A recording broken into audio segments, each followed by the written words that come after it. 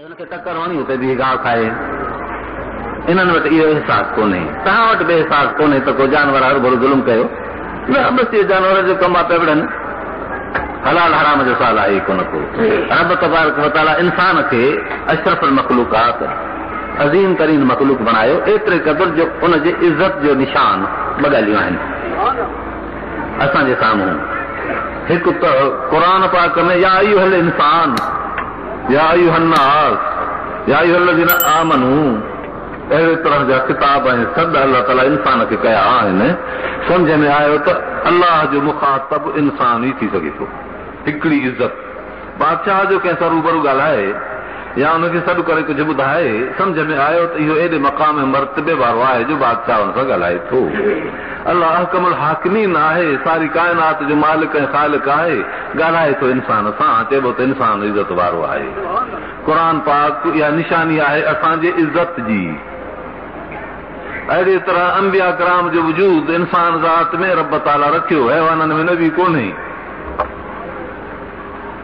पत्थरनि में कोन्हे, वणनि में कोन्हे, सिज चंड सितारनि में कोन्हे, अल्लाह जे बि मखलूक नुबूवत जे उहिदे खां ख़ाली। पर अल्लाह ताला इंसाननि में नुबूवत जो उहिदो अता फरमायो।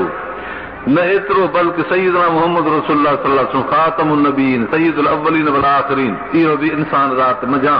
हीअ आहे इंसान जी अज़मत, नुबूवत जो उहिदो इंसान जी अज़मत, क़ुरान जो वजूद इंसान जी इज़त। सब चओ अल्हम्दुलिल्लाह।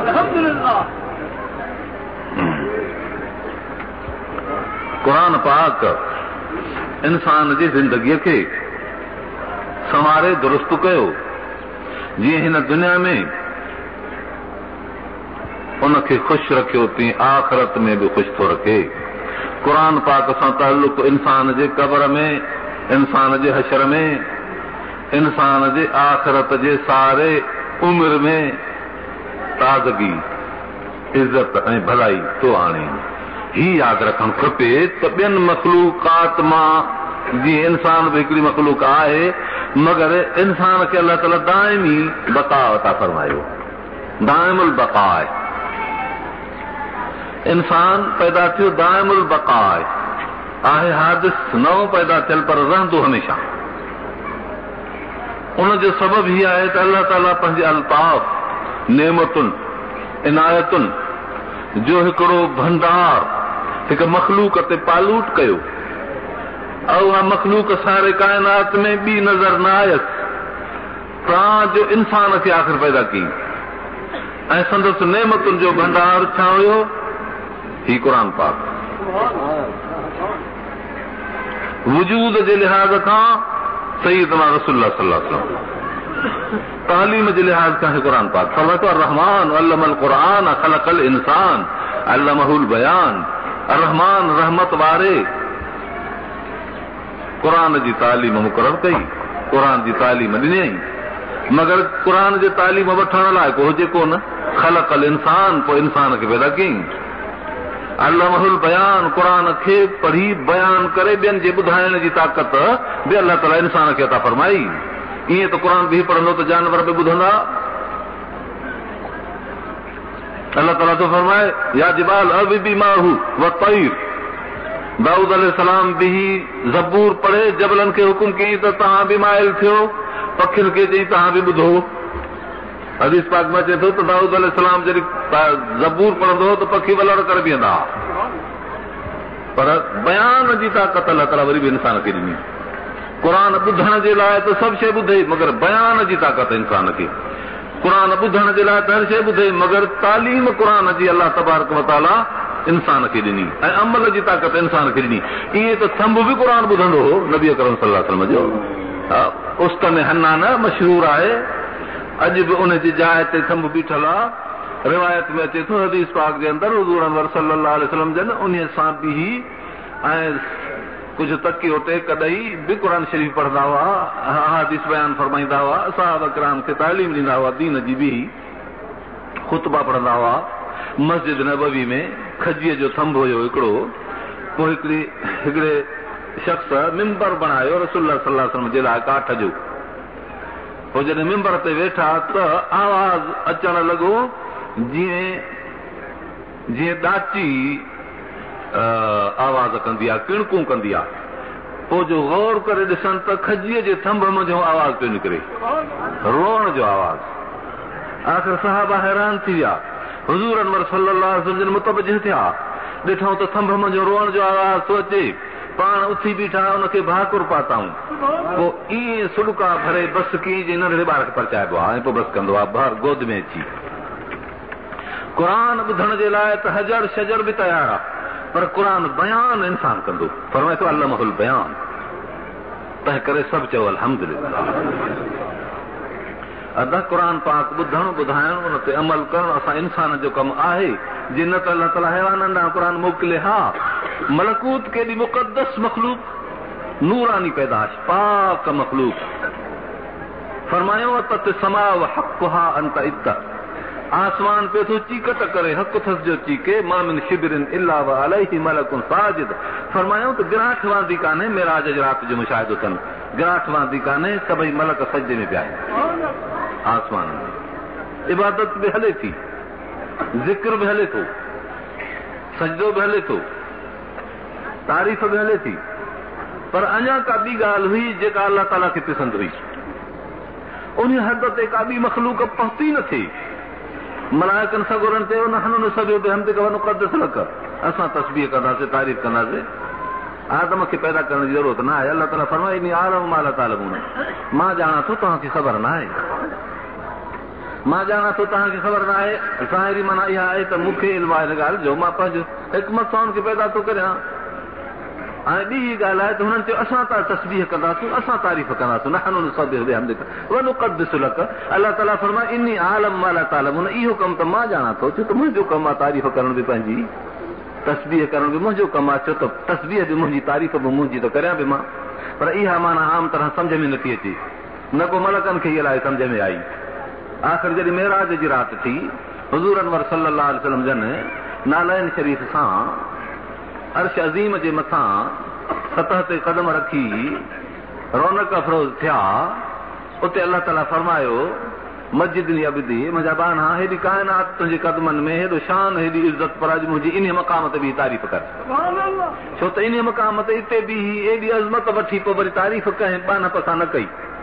इहो मक़ाम सिर्फ़ु तोखे मिलियो। पाण उते जेको जवाबु ॾिनऊं सो उहो जवाबु आहे जेको अलाह खे पसंदि आयो आहे। ला उहसी सनान अलैका अंत कमा असनैत अला नफ्सिक, अलाह जेका तो पंहिंजी पाण तारीफ़ कई आहे उहा मां त नथो करे सघां। छो त तूं अज़ली, तूं अबदी, तूं दहरी, तूं सरमदी, तूं दैमूमी, तुंहिंजो तवाम, तुंहिंजी सरमद, तुंहिंजो अज़ल, तुंहिंजी तारीफ़, तुंहिंजो वजूद, इनखे तूं पंहिंजो पाण थो ॼाणे। जॾहिं खां जो तूं तारीफ़ूं कंदो आयो आहे, असां त तुंहिंजी मखलूक, तुंहिंजा पैदा थियल उतां खां वठी तारीफ़ शुरू कईसीं। एॾी डिघी तारीफ़ करियूं जो उते त पुर मखलूक जो ख़ालिक ते पहुचे नथो, पोइ असां कीअं तारीफ़ कयूं? असां त आजिज़ आहियूं। अलाह फरमाए त इहा मार्फत, इहा मुंहिंजी तारीफ़ आहे, इहा त तारीफ़ कई थी वई।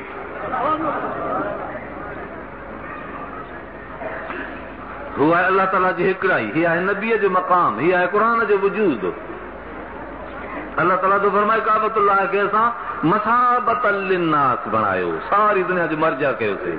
ऐनमा तवल्लु फसम वजहुल्लाह, ऐनमा कुंतुम फवल्लु वजूहकुम। अल्लाह ताला तो फरमाए त जाते हुजो तव्हां मुंहुं इन काबे ते करियो। काबतुल्लाह जी मरकज़ियत असांखे नसीब, क़ुर शरीफ़ जो किताब हुजणु इहो असांखे नसीब, हुज़ूर अनवर सल्लल्लाहु अलैहि वसल्लम जी नुबुवत ऐं ख़ातमियत असांखे नसीब, अल्लाह तबारक व तआला जी हिकिड़ाई वहदहु ला शरीक लहू जी हुकूमत असांखे नसीब। इहे अल्लाह ताला असांजे मथां इनायतूं कयूं आहिनि। हीअ आहे इंसान ज़ात जो तक़द्दुस ऐं तअली ऐं बुलंदी, जेका मखलूक में कंहिंखे न मिली, मलकूत खे न मिली, हैवानात खे न मिली, जवाहरात खे न मिली, सिज चंड सितारनि खे न मिली, हवा बाहि पाणी खे न मिली। अल्लाह ताला इहा असांखे अता फरमाई। तंहिं करे असां इंसान पंहिंजो मक़ाम ऐं मर्तबो ॼाणी रब जी फर्मा बरदारी करियूं। हुज़ूर अनवर सल्लल्लाहु अलैहि वसल्लम जन रसूलनि वांगुरु रसूल आहिनि, नबियनि वांगुरु नबी आहिनि। बाक़ी हिकिड़ी ॻाल्हि आहे जेका न रसूलनि खे मिली न नबियनि खे, उहो आहे ख़ातमुल अंबिया सय्यिदुल मुरसलीन, सभिनी नबियनि जी पुॼाणी। हिन खां बाद कोई नबी न ईंदो, नबियनि खां पोइ नबी आया, पर असांजी मोहम्मद रसूलुल्लाह सल्लल्लाहु अलैहि वसल्लम बाद वरी नबी क़यामत ते न ईंदो। ऐं अहिड़ीअ तरह सां हुज़ूर अनवर सल्लल्लाहु अलैहि वसल्लम जन सरदार नबियनि जा को बि नबी सरदार न हुयो, पर हे 1.25 लख नबियनि जो सरदार आहे। रब तबारक व तआला अहिड़ी नुबूअत असांखे अता फरमाई ऐं अहिड़ी तालीम असांखे ॾिनी। हिन तालीम जो पाण फरमाइनि था हदीस पाक में असर ही आहे त जेसिताईं दुनिया में अल्लाह जे नाले चवण वारो हूंदो तेसि ताईं क़यामत क़ाइमु न थींदी। जेसिताईं क़ुर पाक जी तालीम हूंदी तेसिताईं क़यामत क़ाइमु न थींदी। क़ुर मजीद जेसिताईं असां तव्हां वटि मौजूदु आहे तेसिताईं क़यामत क़ाइमु न थींदी। दुनिया में क़ुर पढ़ियो पढ़ायो वञे थो, उनजी मानी मतिलब सम्झाइजनि था, उनजे अहकाम ते अमल कयो वञे थो, अलाह जो ज़िक्र ऐं इबादत थिए थी। ईअं सम्झो त इहा मखलूक आहे जंहिं दुनिया ते एहसान कयो। दुनिया ते एहसान इहो आहे जो क़यामत जहिड़ो हादिसो जंहिंजे लाइ अलाह ताला थो फरमाए इज़ा ज़ुलज़िलतिल अर्ज़ु ज़िलज़ालहा, ज़मीन खे एॾो धोॾो ईंदो जो जहिड़ी पाण आहे तेॾो धोॾो ईंदुसि। वरी फरमाए थो अलाह ताला इज़ा शम्सु कुविरत, सिज बेनूर थी वेंदो, इज़ा नुजूम मुनक़दरत, सितारा मेरा थी वेंदा, इज़ल वहूश हुशरत, जानवर सभु गॾिजी वेंदा, माण्हू जानवर गॾिजी हिकु थी वेंदा, न भव न टिज हर कंहिंखे साह जी। इज़ल बिहार सुजरत, समूंड सॼा बड़की पवंदा, चढ़ी ईंदा मथां। ईअं अहिड़े हादिसे खे दुनिया में का रोकण वारी आहे? ही क़ुर पाक आहे, क़ुर पाक जा पढ़ंदड़ आहिनि, इहे नंढड़ा नंढड़ा तालिब इल्म आहिनि, इहे अलाह जे ज़िक्र करण वारा भूंगिन ऐं मन आहिनि, झूपड़ियुनि में आहिनि, इहे क़यामत खे हथनि ऐं पेरनि सां ज़ोर ॾेई छॾी बीठा आहिनि परे। जेकॾहिं इहे न हुजनि त क़यामत कॾहिं को क़ाइमु थिए। मां चवंदो आहियां दुनिया ते जेकॾहिं कंहिंजो एहसान आहे त ख़ैरुकुम मन तअल्लमल क़ुरान व अल्लमहु जो आहे। जेके हवाई जहाज उॾारनि था, जेके ज़मीन में सुराख कढी पेट्रोल ऐं फिल्ज़ात ऐं जवाहरात कढनि था, जेके समुंडनि में मांगा मछ मारनि था, माण्हुनि जे ग़िज़ाइयात खे फराहम कनि था, जेके एग्रीकल्चर वारा अननि जा जिस्म जिन्स जोड़े ऐं उहे वाधारा कनि था, जेके पाणिनि जा डैम बणाए ऐं तक़सीम आबपाशी जी कनि था, जेके मोटर हलाए सफ़रनि खे आसान बणाइनि था, वसाइल रसाइल जो इंतज़ाम कनि था, तव्हांखे अॼु इहे मुहसिन नज़र अचनि था। पर इहे सभु तॾहिं आहिनि जॾहिं हीअ ज़मीन बि ईअं आहे, आसमान बि ईअं आहे, सिज बि ईअं आहे, चंड बि ईअं आहे, हवा बि ईअं आहे, बाहि बि ईअं आहे, पाणी बि ईअं आहे, मिटी बि ईअं आहे, तॾहिं त इहो कमु हले। पर जे इन में गड़बड़ अची वञे त पोइ कहिड़ो जहाज़ हलंदो? जॾहिं समुंड जोश में अची वञे कहिड़ो जहाज़ हलंदो हवा में? जॾहिं सिज बेनूर थी वञे कहिड़ो जहाज़ हलंदो ज़मीन ते? मोटर हलंदा ज़मीन ते। इज़ा ज़ुलज़िलतिल अर्ज़ु ज़िलज़ालहा, जॾहिं ज़मीन धोॾे में अची वञे तव्हांखे सम्झ में अचे थो त दुनिया जो निज़ाम जॾहिं बरहम दरहम थिए त दुनिया जा इहे फन कम ईंदा। पोइ इहे मुहसिन चइबा की न जेके काल अल्लाह काल रसूल चवण वारा मुहसिन आहिनि। बादशाह मुहसिन कोन्हनि, वज़ीर मुहसिन कोन्हनि, इंजीनियर मुहसिन कोन्हनि, फन वारा मुहसिन कोन्हनि, डॉक्टर एहसान कंदड़ आहिनि। एहसान कंदड़ इहे थो जेके अल्फ बा ता सा पढ़ंदा आहिनि, वेही क़ुर जी तालीम पढ़नि। ॻाल्हि सम्झ में आई की न आई? सलात पढ़ो रसूलुल्लाह सल्लल्लाहु अलैहि वसल्लम। इन्हनि सभिनी खे इन्हनि जो मरहून मिन्नत हुजणु खपे। यादि रखो जेकॾहिं तव्हां इन्हनि बच्चनि ते ऐं इन्हनि जे तालीम ते अॼु तव्हां जेकॾहिं इन्हनि जे मथां कुर्बानी न कई आहे, पैसो न ख़र्च कयो आहे, त पोइ ईअं तव्हांखे लूट खसूट थींदी जीअं पुराणे नसल ख़िदमत न कई। अॼु तव्हांजे मथां लुटेरा अची वेठा आहिनि, हर क़िस्म जा दुकान लुट जा खोलिया अथनि। अॼु जेकॾहिं तव्हां जागी ऐं पंहिंजे बच्चनि ते दीन जी तालीम ते ख़र्च न कंदव ऐं उन्हनि जा हक़ जेके तव्हांजे माल में आहिनि उहे तव्हां अदा न कंदव त सुभाणे तव्हांजी ईंदड़ नसल अञा बि तबाही थींदी। इहो हक़ अदा करणो आहे तव्हांखे।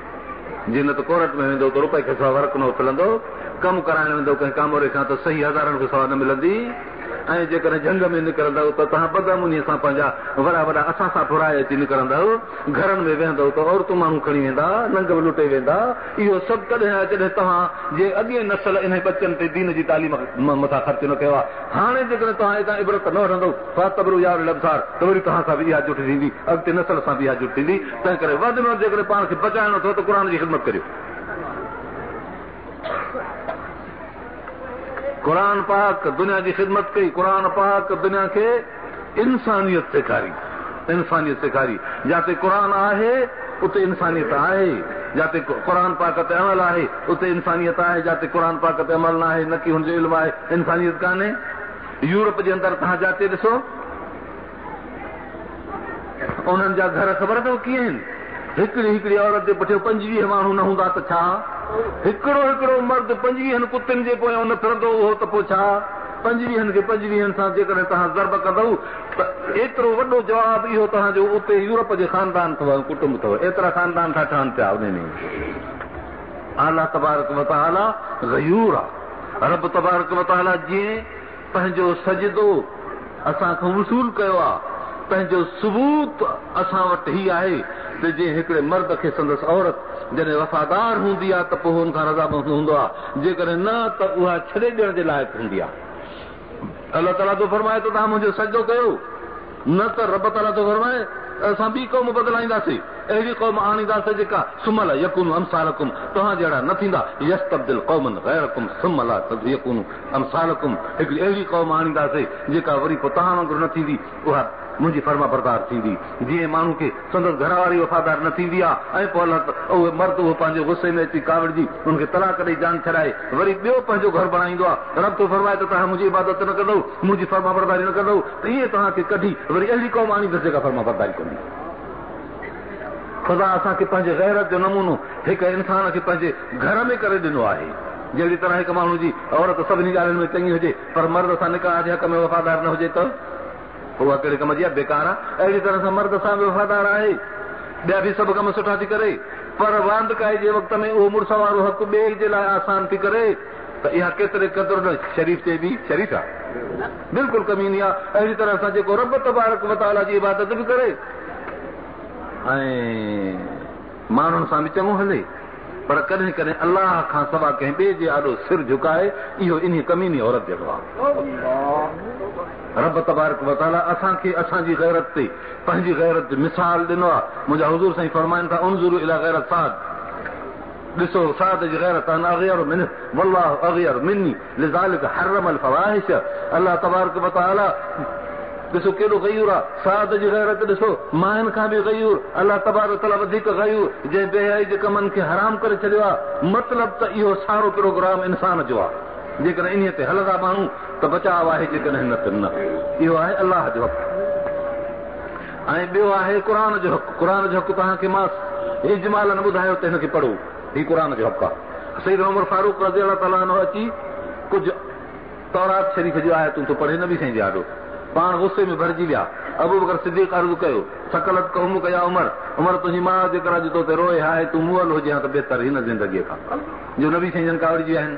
अञा जो चेहरो मथे करे ॾिसे त हुज़ूर अनवर सल्लल्लाहु अलैहि वसल्लम में गुस्से जा आसार नज़र आया कि अऊज़ु बिल्लाहि मिन ग़ज़बिल्लाहि व ग़ज़ब रसूलिही, अल्लाह जी पनाह थो वठां अल्लाह जे कावड़ रसूल जे कावड़ खां। नबी अकरम सल्लल्लाहु अलैहि वसल्लम जन एॾो अऊज़ ॿुधी, एॾी पनाह ॿुधी आराम में अची विया, गुस्सो ढरो थियो। हिन खणी वरक वेड़ियो, फरमाए त उमर जेकर ख़ुदि मूसा जहिड़ो हुजे हा अला नबीना अलैहिस्सलातु वस्सलाम लौ कान मूसा हय्यन लमा वसिअहु इल्ला इत्तिबाई, जेकर मूसा अलैहिस्सलाम ख़ुदि ज़िंदा हुजे हा त बि मुंहिंजे ताबेदारी खां सवाइ हुनखे गुंजाइश न हुई। निमाज़ पढ़िया त मुंहिंजो क़ुर पढ़िया निमाज़ में, सेखारे हा त क़ुर सेखारे हा, वाइज़ करे हा त क़ुर सां वाइज़ करे हा, हुकुम हलाया त क़ुर जा हुकुम हलाया। तूं मुंहिंजे आॾो तो तौरात पढ़े, हीउ क़ुर जो हक़ आहे, जो हिन क़ुर खे पढ़जे, सिखजे, सेखारिजे, हुनजे हुकुम ते हलिजे। छो त सैयदना उमर फारूक जहिड़ो शख़्स रुॻो पढ़ी नथो सघे, मूसा अलैहिस्सलाम जहिड़ी शख़्सियत नबी जे हिते तौरात नाज़िल थिए, तौरात ते अमल नथो करे सघे क़ुर खां बाद। असां केरु थींदा आहियूं जो क़ुर खे छॾे ऐं पोइ वरी क़ुर पाक खे छॾे ॿियनि शयुनि खे पढ़ूं, ॿिया इल्म हासिल करियूं। तव्हां लोहारकीअ ते ज़ोर ॾिनो, तव्हां ड्रखानकीअ ते ज़ोर ॾिनो, तव्हां खाटीअ खाइण ते ज़ोर ॾिनो, तव्हां पथरनि गॾु करण ते ज़ोर ॾिनो, तव्हां इहे कम कया आहिनि। हाणे इन खे तव्हां फन था इल्म था सम्झो। इल्म त हुनखे चइबो आहे जंहिंमें अलाह जी मार्फत, अलाह जे रसूल जी मार्फत ऐं सही माना में हुनजी ताबेदारी जी ख़बर पवे। इन्हनि फननि में कहिड़ी इल्म जी ख़बर आहे? इंजीनियरी, जेकॾहिं वाह था खोटायो त तव्हां खाटी खणणु सिखी आहे, जेकॾहिं जायूं था ठारायो त तव्हां राज़की सिखी आहे, जेकॾहिं तव्हां लोह जा कम था कयो त लोहारकी सिखी आहे, जेकॾहिं तव्हां दवाऊं था करियो त तव्हां तिब सिखी आहे। इनखे इल्मु केरु थो चवे? इल्मु त कोन्हे इहो इल्मु। इहो इल्मु त पोइ जानवरनि खे बि आहे, जानवर बि सोराख खोटे पंहिंजो गुज़र कंदा आहिनि। बहरहाल इल्मु ई क़ुर जो आहे। अलाह ताला क़ुर नाज़िल कयो आहे, फरमाए थो त इल्मु आहे, असांखे क़ुर नाज़िल कयो आहे। अर्रहमान अल्लमल क़ुरान ख़लक़ल इंसान। मुस्लमानो क़ुर जो हक़ इहो आहे त क़ुर पढ़ूं, क़ुर सां शिरक न करियूं। हिन क़ुर जे मुक़ाबले में उथी ॿिया इल्म पढ़णु इनकार आहे। क़ुर शरीफ़ में महारत हासिल करण खां सवाइ कंहिं ॿिए पासे ॾे तवजो ॾियणु ही क़ुर सां शिरक आहे। अलाह जो शिरक मां तव्हांखे ॿुधायो। ही क़ुरान जो शिरक आहे, काबतुल्लाह जो शिरक। हिनखे टकर वणी हुते बि ॻाल्हि खाए। इन्हनि वटि इहो अहसास कोन्हे, तव्हां वटि बि अहसास कोन्हे त को जानवर